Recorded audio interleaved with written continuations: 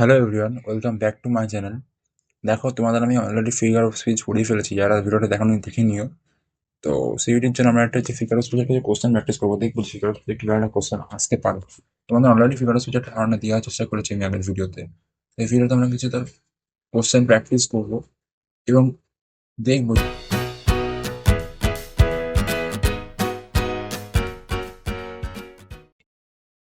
হ্যাঁ, চলো এবার স্টার্ট করা যাক।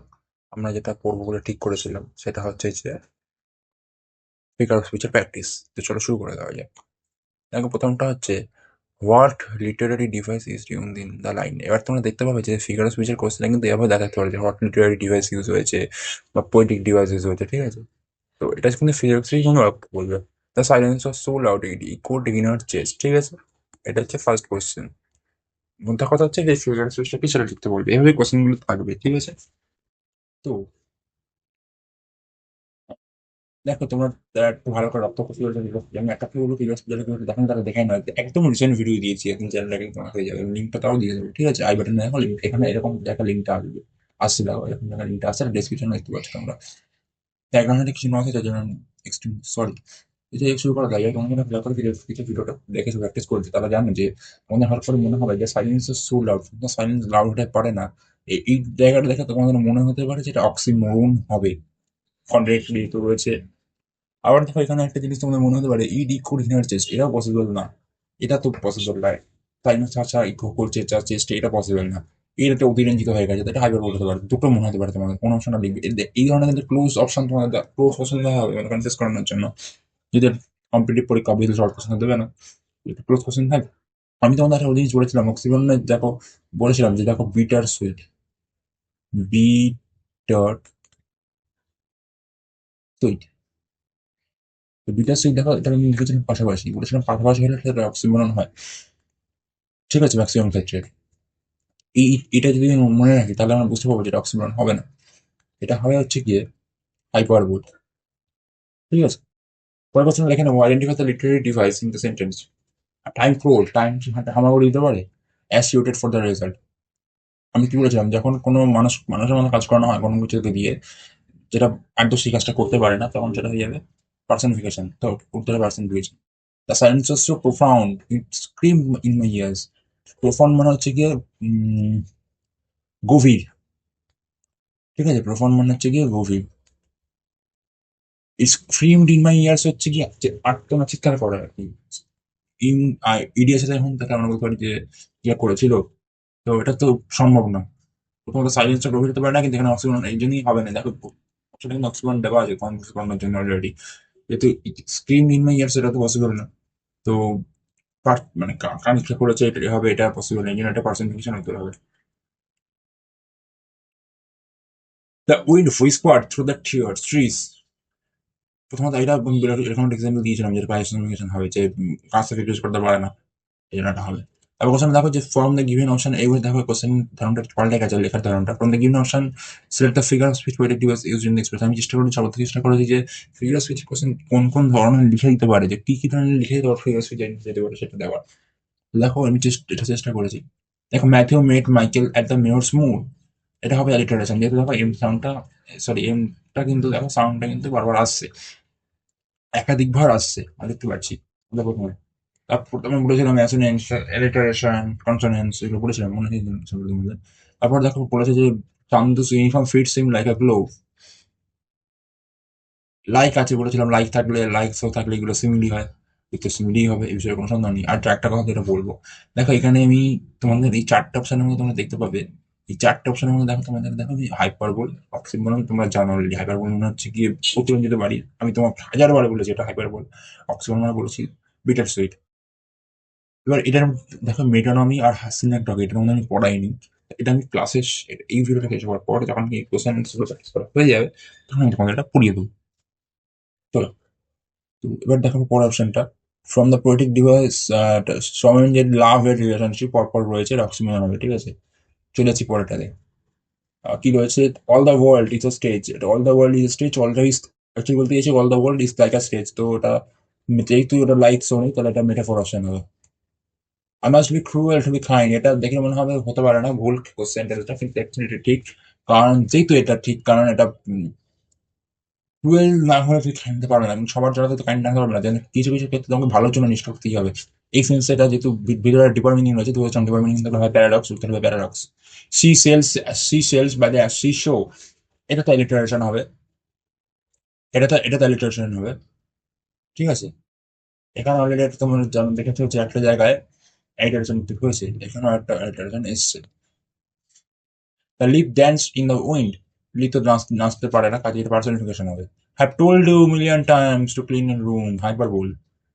I know one thing that I know nothing, এর ভিতরে দেখলে এটা মনে হবে দেখলে ভুল, কিন্তু এর ভিতরে একটা মিনিং রয়েছে। কি মিনিং রয়েছে? I know one thing that I know nothing, এর মানে এটা এই যে যখন আমরা কিছু বেশি জিনিস পড়ার চেষ্টা করি, জানার চেষ্টা করি, তখন দেখবো যে আমরা আসলে কিছুই জানি না, আমাদের জ্ঞানটা খুব লিমিটেড। ভিতরে এই মিনিংটা রয়েছে, এটা ডিপার মিনিং তৈরি হচ্ছে ডি, মানে এখানে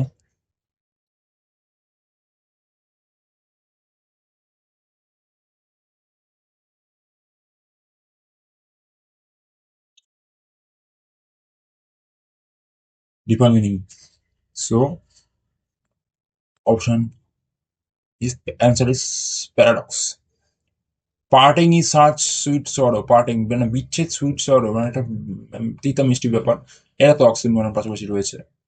দ্য মোর হেইস্ট, এটা উচ্চারণ হেইস্ট, আমি লিখে দিচ্ছি।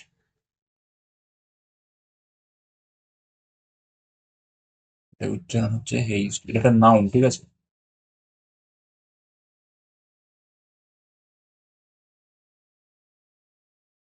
না, মোর হেইস্ট দ্য লিস্ট স্পিড, এটার মানে হচ্ছে হেইস্ট মানে হচ্ছে দ্রুত কিছু করা, দ্রুত, ফাস্ট।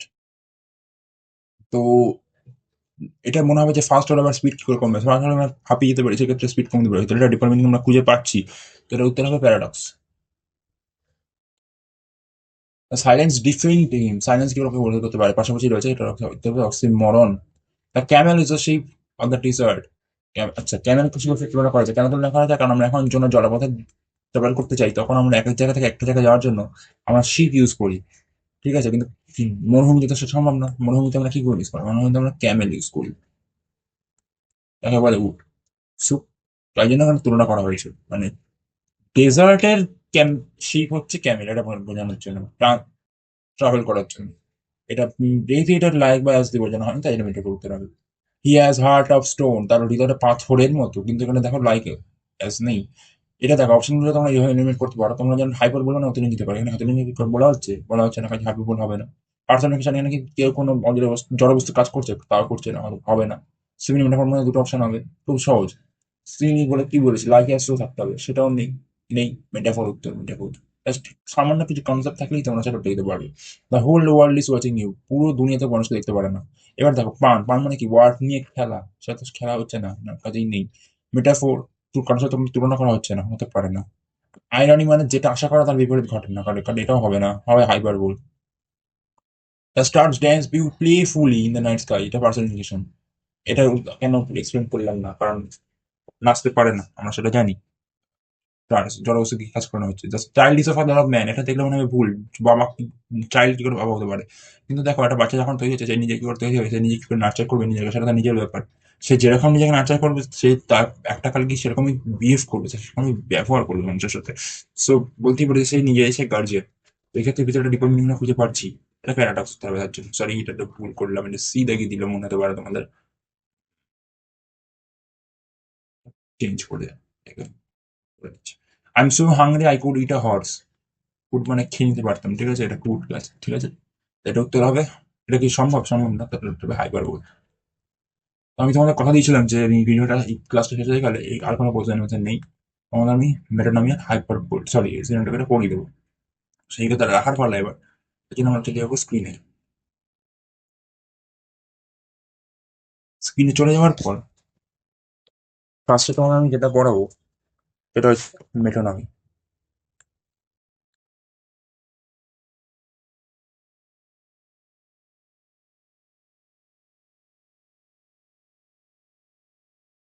আমি এটা ধরো, আমি তোমাদের মধ্যে কাউকে বললাম যে জীবনে যাই পরিস্থিতি আসুক, আমি এক্সামের যদি বোঝানোর চেষ্টা করছি, ভালো করে তোমরা সেটা দেখো, ঠিক আছে? তারপর কোনো প্রশ্ন থাকলে আমাকে কমেন্ট করবে, করে জানাবে। আমি সেটা উত্তর দেওয়ার প্রাণপণে চেষ্টা করবো। যে ধরো আমি বলছি আহ,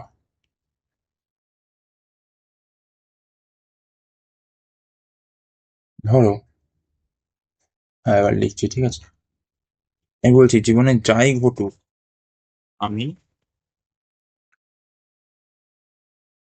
আই নিড, তাহলে কি হবে, আমার দরকার, আই নিড ইয়োর, খুব ছোট একটা এক্সাম্পল দিচ্ছি, your hand,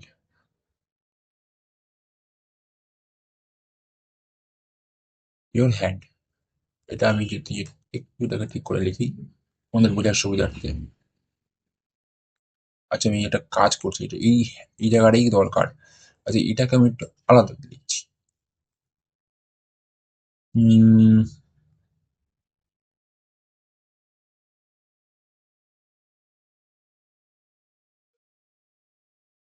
I need your hand, ঠিক আছে? আমি কি বলছি, এটা বাংলা মানেটা এরকম হয় যে আমার জীবনে যাই হয়ে যাক সেটা আমি লিখিনি, যে আমার তোমার হাত প্রয়োজন। মানে এটা বাংলা মানে এরকম দেখাবে। কিন্তু তোমরা বলো, আমার কি তোমার হাত প্রয়োজন সেটা আমি বোঝাতে চাইছি? কারণ তোমার কি মনে হয় যে তুমি হাত প্রয়োজন বোঝাতে চাইছি? যদি তোমার কি মনে হয় সেটা একটু কমেন্ট করে জানো, ঠিক আছে? আমি এখানে কি বোঝাতে চাইছি অ্যাকচুয়ালি, এই হ্যান্ড মানে অ্যাকচুয়ালি কিন্তু হাত নয়। আমরা যে হাত আমাদের দিয়েছেন ভগবান, সেই হাত নয়। এই হ্যান্ড মানে কি সেটা তো বুঝতে হবে আগে। এই হ্যান্ড মানে হচ্ছে সাপোর্ট, তোমাদের সাপোর্ট ধরতে পারো, সাপোর্ট, সেটা বোঝানো চাইছি আমি। সাপোর্ট, ধরে নাও, শুধু সাপোর্টটাই ধরে নাও, তাহলে তোমরা বুঝলে যে এই হ্যান্ডটা কিন্তু আসলে হ্যান্ডকে মিনিং দিচ্ছে না, দিচ্ছে সাপোর্টকে, বোঝাচ্ছে সাপোর্টকে। যখনই কোনো সেন্টেন্সে, এটা দিয়ে আমরা ডেফিনেশন তৈরি করতে পারি হবে, যখনই কোনো সেন্টেন্সে কি বলবো, একটা শব্দ সেই শব্দ তার নিজের মানেতে না গিয়ে অন্য কোনো ক্লোজলি রিলেটেড এর মানেতে যাবে, ক্লোজলি রিলেটেড, এটা কিন্তু খুব ইম্পর্টেন্ট, ক্লোজলি রিলেটেড মানের জন্য ইউজ হবে, সেটাই হয়ে যাবে মেটোনমি, ফিগার অফ স্পিচের মধ্যে পড়বে, ঠিক আছে? I need your hand, hand. আচ্ছা যখন সাপোর্ট যদি কাউকে মানে করতে হয় তখন তো হাত দিয়ে করতে হবে, শরীরের যে কোনো অঙ্গ নিয়ে করতে পারি, হাতটা শরীরের মধ্যে অঙ্গ, এই হিসাবে কিন্তু এটা পেটের মধ্যে পড়বে। কি বললাম, যখনই এমন একটা ফিগার অফ স্পিচ মেটোনমি যেটা নিজের নামের ইউজ না হয়, নিজের নামের মানে না দিয়ে অন্য কিছু ক্লোজলি রিলেটেড মানে দেবে। কি মানে দেবে, এটা আমি লিখি একটু, ক্লোজলি রিলেটেড, ক্লোজলি রিলেটেড মানে দেবে, সেটা হয়ে যাবে মেট্রোনমি। এবার আমরা চলে যাব, এবার আমরা চলে যাব এ- এবার আমরা চলে যাব কি, কি অংশে চলে যাব? এটা খুব ইন্টারেস্টিং জিনিস পড়বো, দুটোর মধ্যে গোল্ডেন মানে প্রভু, প্রভু তো আমরা দুটো জিনিস একসাথে পড়ে নিচ্ছি। সি নেক টকি, সি নেক টকি, এটা কি জিনিস? ধরো আমি আবারও একটা জিনিস লিখছি, ঠিক আছে? আমি আরেকটা এক্সাম্পল তোমাদের লিখছি, লিখে বোঝাচ্ছি। ধরো আমি লিখলাম,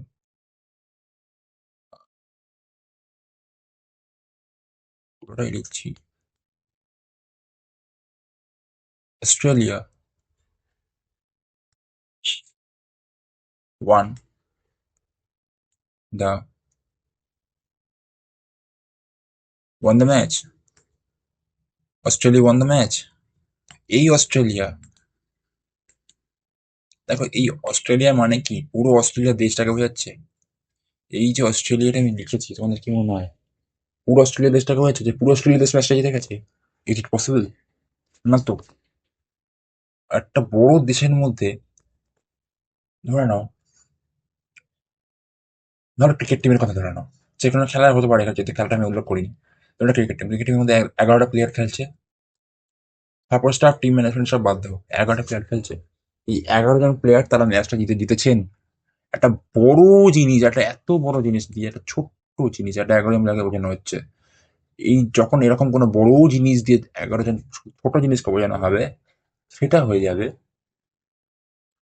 সিনেক টকি। সেটা হয়ে যাবে, কি হয়ে যাবে সেটা, সিনেক টকি। এর উল্টাটাও পসিবল। এর উল্টাটা পসিবল মানে যখন ছোট জিনিস দিয়ে বড় জিনিসকে বোঝানো হবে। ধরো, আমি আরেকটা উদাহরণ তোমাদের দেবো, তার আগে তোমরা বলো যেটা তোমরা বুঝতে পেরেছো কি পারো। কারণ এটা এটা তোমরা আগে বলো, তাহলে আমি তোমাদের আরেকটা উদাহরণ আমি দেবো। সো আচ্ছা, আমি নেক্সট উদাহরণের জন্য তাহলে চলে যাচ্ছি। আশা করি তোমরা বুঝতে পেরেছো। একটু টাইম দিলাম, দেখে নাও। নেক্সট উদাহরণ তোমাকে এভাবে দিচ্ছি আমি। ধরো, এটা একটা জাস্ট সেন্টেন্স ফ্রেজ আমি লিখছি, জাস্ট তোমরা নিতে পারো। অল হ্যান্ডস অন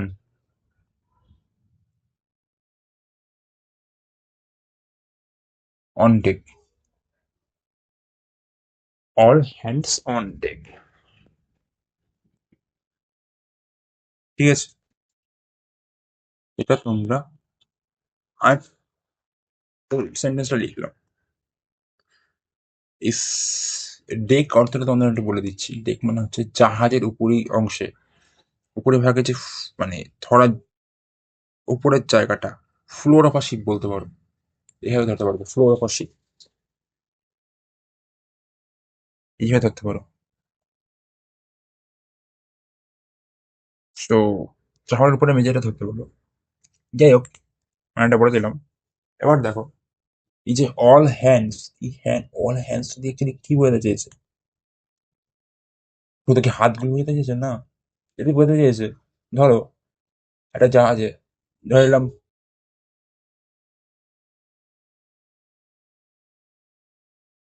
500 জন নাবিক রয়েছেন, বা সেলার যাদেরকে বলা হয়, সেলার রয়েছেন। এবার দেখো, এই অল হ্যান্ডস এই ছোট্ট জিনিসটা দিয়ে অ্যাকচুয়ালি বোঝাতে চেয়েছে এই 500 জন মানুষকে, যারা জাহাজে রয়েছেন, যারা জাহাজে কর্তব্যরত হয়ে তাদের ডিউটিটা প্রতিষ্ঠার সঙ্গে পালন করে যাচ্ছেন, নিষ্ঠার সাথে পালন করে যাচ্ছেন। এটাই বলা হয়েছে যে all hands on the deck. মানে এটা দেখো, এটা ছোট্ট জিনিস অ্যানিমেট কালারটা আর একটু ছোট্ট একটা জিনিস দিয়ে একটা বড় জিনিসকে বোঝানো হয়েছে। ছোট্ট একটা জিনিস দিয়ে একটা বড় জিনিসকে বোঝানো হয়েছে। যখন এরকম কোনো ঘটনা ঘটবে কোনো সেন্টেন্সে, তখন এটা হয়ে যাবে সিনেমা। তাহলে কি বললাম, একটা আমরা যে রিভাইজ করি, মেটনামি মানে কি বলেছিলাম? মেটনামি মানে বলেছিলাম, যখন কোনো শব্দ তার নিজের অর্থে না গিয়ে অন্য কোনো ক্লোজ রিলেটেড অর্থে যাবে, সেটা ব্যবহার করবে। যেমন I need your hand, close related support হয়ে যাচ্ছে, তখন সেটা হচ্ছে মেট্রোনমি। এবং সিনেমটকি হচ্ছে কি, যখন কোনো বড় জিনিস ছোট জিনিস বোঝাবে, অস্ট্রেলিয়া ওয়ান দ্য ম্যাচ এক ডজনকে বোঝাচ্ছে, তখন এটা হয়ে যাবে সিনেমটক কি। এবং যখন ছোট জিনিস দিয়ে বড় জিনিস বোঝানো হবে, অল হ্যান্ডস অন ডেক মানে 500 জন ধরো রয়েছে, বোঝানো হচ্ছে, একটা বড় জিনিস বোঝানো হচ্ছে, বড় 500 জন টিম, পুরো টিমকে বোঝানো হচ্ছে, সেটা হয়ে যাবে সিনেমটকি। আশা করি তুমি এটা বুঝতে পেরেছো। যদি বুঝতে পারো কমেন্ট অবশ্যই জানিও। দুটো আমার পড়ানো বাকি ছিল। এরকম অনেক ফিস ফিগার অফ স্পিচ রয়েছে, সব তো দেওয়া সম্ভব হয়নি আমার কাছে। যদি তোমাদের তাও কোনো ডিমান্ড থাকে ফিজিক্যাল স্পিচ নিয়ে, আমাকে অবশ্যই জানাবে। আমি সেইগুলোর জন্য একটা আলাদা ভিডিও বানিয়ে দিয়ে দেবো। আপাতত আমরা প্র্যাকটিস করার, কারণ সিউরি পরীক্ষা সামনে চলে এসেছে। তো আমরা চলে যাবো এবার স্লাইডে। স্লাইডে চলে যাবো, দেখবেন দেখে নেবো আর কি রয়েছে, আর কিছু নেই। সো ঠিক আছে, কিপ ওয়াচিং, কিপ লার্নিং। তোমাদের ভিডিও কেমন লাগে কমেন্ট করে জানিও। ভালো লাগলে লাইক, চ্যানেল সাবস্ক্রাইব করে দিও, চ্যানেলটাকে লাইক করে শেয়ার করে দিও। এবং তোমাদের আর কি ধরনের ভিডিও চাই সেটা অবশ্যই কমেন্ট করে দিও। Thank you. Keep watching, keep learning.